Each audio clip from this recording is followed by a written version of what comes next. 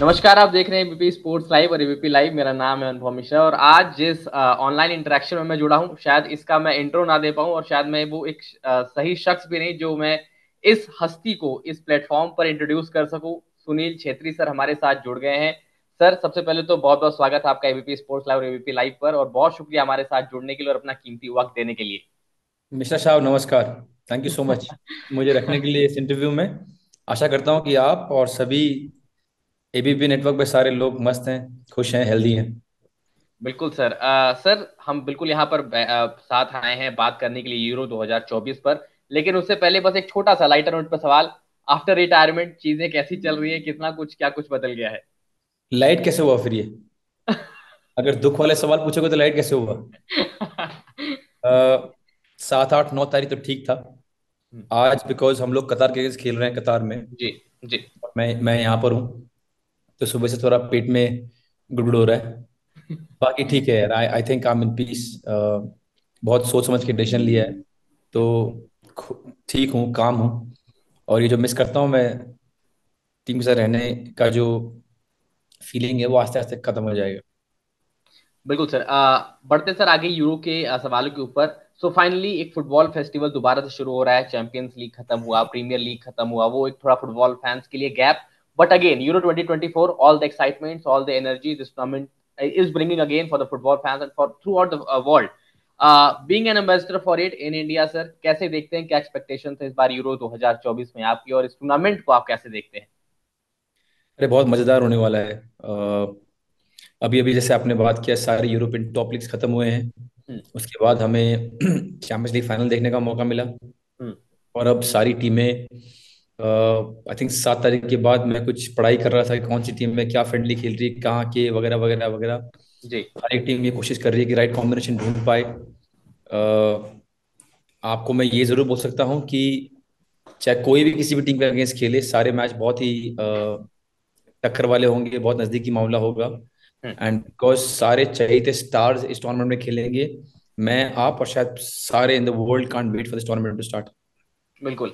Sir थोड़ा आगे बढ़ते हैं। 2020 जो 21 में हुआ था last time Euro, Italy emerged as a champion, but again हमने इटली को देखा है, शायद वो पिछले कुछ टाइम से शायद वो परफॉर्मेंस अच्छी नहीं, और कुछ एक इंडिविजुअल प्लेयर्स, चाहे आप जैसा की बात करें, उनके ऊपर टीम ज्यादा डिपेंडेंट है। और जब आप फीफा वर्ल्ड कप देखते हैं, पिछली मर्तबा जब हुआ था कतर में, वहां पर इटली क्वालिफाई भी नहीं कर पाती है।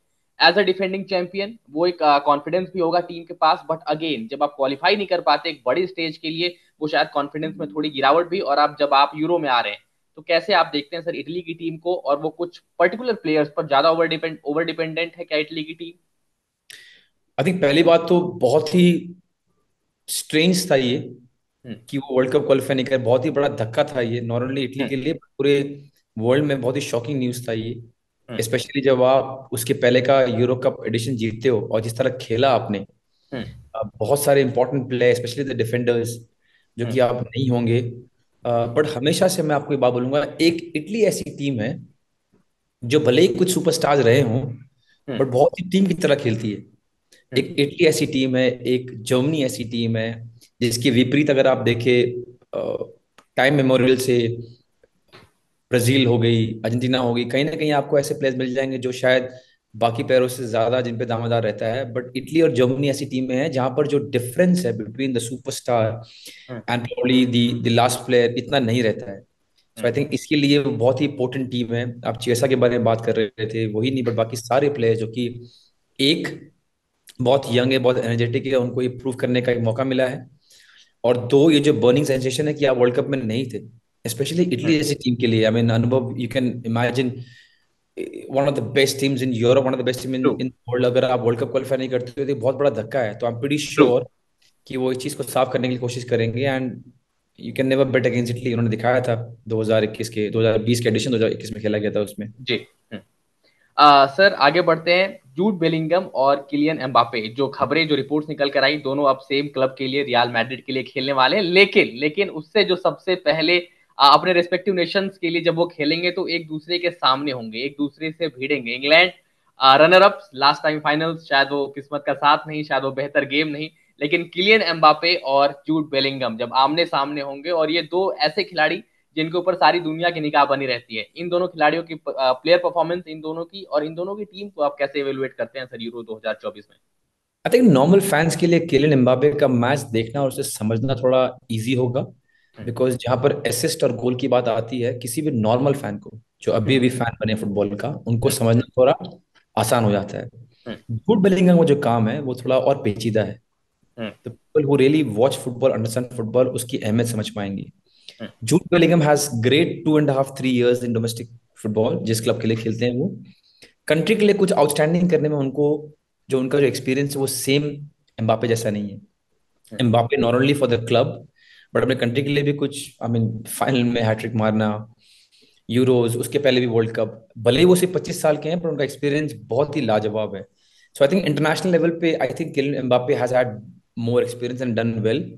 बट जूड बेलिंगम जिस जिस एक्सपीरियंस और जिस सीजन से आ रहे हैं, it will be hmm, outstanding to watch him. I really hope for England sake Jude Bellingham and Foden have a great year, hmm, because मेरे हिसाब से जो सबसे स्वीट स्पॉट वाली टीम है, जो कि बहुत ही अच्छे कॉम्बिनेशन में, वो है इंग्लैंड। हम्म, जो कॉम्बिनेशन है of experience player and youngsters. अब वो यंगस्टर्स भी कहाँ रहे, आई मीन फोर्डन और Bellingham are world beaters, hmm, and they are not, they are so young when it comes to age. So I hmm. Think बहुत ही मजा आएगा। बट इन दो प्लेयरों में किलियन एम्बापे को मैं थोड़ा एज दूंगा, because of what he has done in last 6 7 years for the country. Sir Jude की हम बात कर रहे हैं, इस बार उनके हम प्लेइंग पोजीशन में भी थोड़ा सा बदलाव देख रहे हैं। फ्रॉम राइट बैक जब अपने क्लब के लिए खेलते हैं, बट जब इंग्लिश टीम की बात करते हैं वहां पर उनकी जो पोजीशन को चेंज करके मिडफील्ड में लाया गया है। और हमने देखा जो इंग्लिश प्लेयर, जैसा आपने बताया कि वो क्या उनके पास जो कॉम्बिनेशन एक्सपीरियंस प्लेयर्स का और यंगस्टर्स का, खैर जो सीजन गुजरे हैं उनके सभी प्लेयर्स के लिए, अपने इंडिविजुअल क्लब के लिए वो शानदार रहे हैं। जैक ग्रिलिश को बाहर बैठाना एक बिल्कुल टफ डिसीजन। बट अगेन जूड की वो प्लेइंग पोजीशन को चेंज आप कैसे देखते हैं? आई थिंक आप बात कर रहे हैं एलेक्जेंडर आर्नोल्ड का, जो कि राइट बैक खेलते हैं लिवरपूल के लिए, और वो कभी कभी बीच में आके खेलते हैं। जूड बेलिंगम मैड्रिड में भी नंबर 8 खेलते हैं, जहां पर वो क्रूज के हल्के ऊपर होते हैं। I think even for England वो उसी जगह खेलेंगे, I hope. You have Declan rice, तो उनकी थोड़ा आगे शायद जूड बेलिंगम खेलेंगे, और शायद उनके आगे आई होप फॉर्डन खेले एज ए नंबर 10। और जहां तक स्ट्रेंथ की बात है, आप ग्रिलिश ही नहीं, आपने राशफोर्ड को भी छोड़ दिया है, आपने मैडिसन को छोड़ दिया है। आई मीन ये टॉप प्लेयर्स हैं। तो आपको एक टीम का डेप्थ, एक टीम का भरोसा और एक टीम का टैलेंट का अंदाजा हो सकता है, जहां आप players like Maddison, players like Rashford and players like Grealish do not have a chance. So I think इसीलिए मैं कह रहा था कि इंग्लैंड एक बहुत ही स्वीट स्पॉट पे है, जहां पर टैलेंट की उनको कोई कमी नहीं है, और पिछले 7 8 साल में बहुत एक्सपीरियंस भी आ गया है। सो पोर्चुगल अगेन अ टीम जिसको बहुत सपोर्ट मिलता है, और सपोर्ट क्यों मिलता है वो हमें भी पता है। अगेन रोनाल्डो, और शायद हो सकता है मे बी, नथिंग कंफर्म्ड या कुछ भी ऐसा कहना शायद वो सही भी नहीं होगा कि शायद आखिरी बार हम उनको यूरो में कॉम्पीट करते देखना और एनीथिंग लाइक दैट।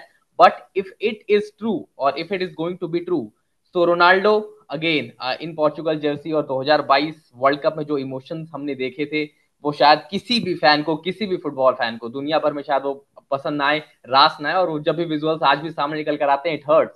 तो इस बार यूरो 2024 में रोनाल्डो क्या कुछ करने वाले हैं, और पोर्चुगल से कितनी उम्मीदें? सी, 3 सवाल पूछ लिया आपने एक ही सवाल में। पहली बात तो पोर्चुगल, बिकॉज रोनाल्डो इतना बड़ा नाम है, हमें लगता है पोर्चुगल मतलब रोनाल्डो सिर्फ, ऐसा है नहीं। आप बिल्कुल। इनकी टीम देखिए, अगर एक आउटस्टैंडिंग टीम है, आप सारे प्लेयर्स देखिए, बहुत ही टॉप डिवीजन में खेलते हैं, बहुत ही बेहतरीन है। For me Bernardo Silva is one of the best footballers ever in the world. True. समझ, you have Cancelo as a back, you have Dalot. I mean all these players are top players playing in top division.